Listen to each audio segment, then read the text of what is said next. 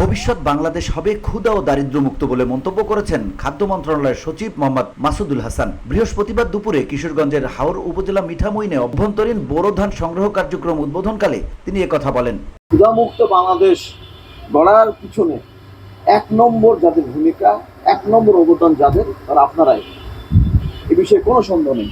যে সমস্ত দেশের খাদ্য নাই তাদের পক্ষে কণ্ঠ উঁচু করে কথা বলা খুব কঠিন ব্যাপার, কিন্তু আলহামদুলিল্লাহ আমাদের দেশে আপনাদের সহযোগিতায় আমাদের খুব সামান্য পরিমাণ খাদ্য বাইরে থেকে আমদানি করা লাগে, কিন্তু ম্যাক্সিমামই এই দেশে উৎপাদিত হয়। এ সময় তিনি বলেন, এই ক্ষুধামুক্ত বাংলাদেশ গড়ার পেছনে এক নম্বর ভূমিকা কৃষকদের। মিঠামইন উপজেলার খাদ্য গোদাম প্রাঙ্গণে অনুষ্ঠিতব্য অভ্যন্তরীণ বোরো ধান সংগ্রহ 2025 অনুষ্ঠানে উপজেলা নির্বাহী কর্মকর্তা খান মোহাম্মদ আবদুল্লাহ আল মামুনের সভাপতিত্বে অন্যান্যর মাঝে উপস্থিত ছিলেন অতিরিক্ত জেলা প্রশাসক মিজাবের রহমান, জেলা কৃষি সম্প্রসারণ অধিদপ্তরের উপপরিচালক কৃষিবিদ ডক্টর সাদিকুর রহমান সহ অনেকেই। মিঠামইন উপজেলায় এবার 12,489 মেট্রিক টন ধান সংগ্রহের লক্ষ্যমাত্রা নির্ধারণ করা হয়েছে ও চালের লক্ষ্যমাত্রা ধরা হয়েছে 27,138 মেট্রিক টন ধান, 4,20,00,000 মেট্রিক টন।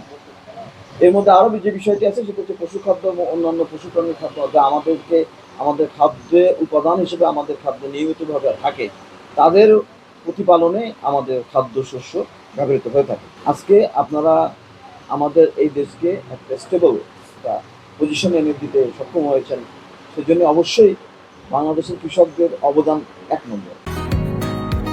বসুন্ধরা, উত্তরা, বনশ্রী, কুড়িল ও বাড্ডা সহ রাজধানীর বিভিন্ন স্থানে অভিজাত ও অত্যাধুনিক মানের ফ্ল্যাট কেনার এক নির্ভরযোগ্য প্রতিষ্ঠান প্লেজেন্ট প্রপার্টিজ লিমিটেড।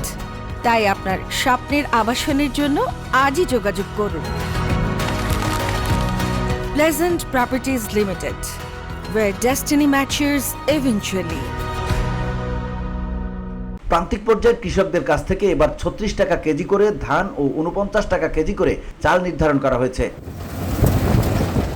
এ সময় কৃষকদের সাথে কথা বলে সরকারিভাবে ধান ক্রয়ের বিষয়ে তাদের উদ্বুদ্ধ করা হয়। অনুষ্ঠান শেষে তিনি মিঠামইনের একটি হাওরে শস্য নমুনা কর্তনে অংশ নেন। VOD Bangla news desk.